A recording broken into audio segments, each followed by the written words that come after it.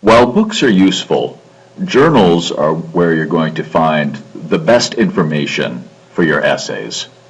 Journals will find you nice, concise articles that will be to the point about the areas that interest you as you write your essays. For articles, you have a few access points.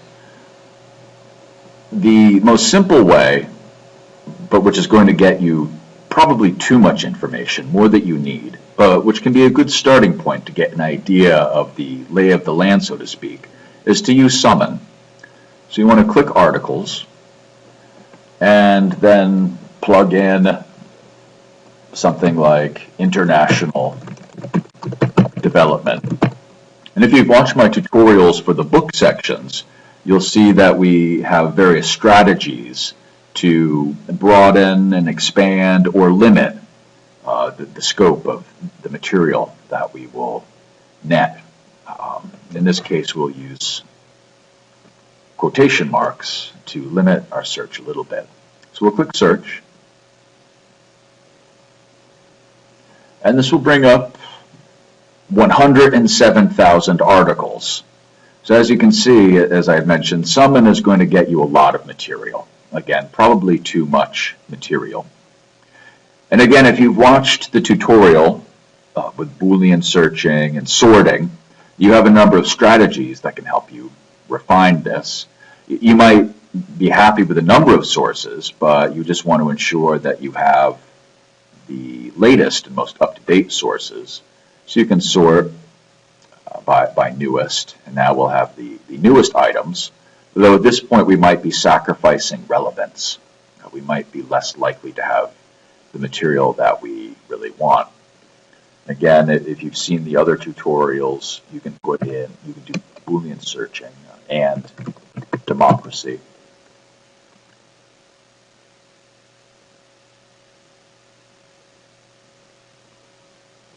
And see, now we're down to 27,000 sources, which still probably is not very helpful. It's probably too many.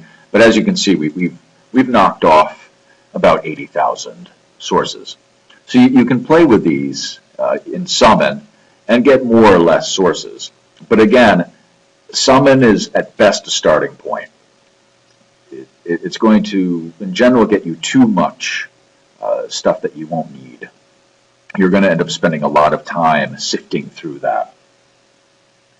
If you are more aware of the areas that interest you, you can go to Research, find articles, and then choose Article Databases and Indexes. This brings you to a list of all of the databases and indexes that the university holds. A lot of these won't be helpful to you. 19th century U.S. newspapers may not be of interest, or anthropology.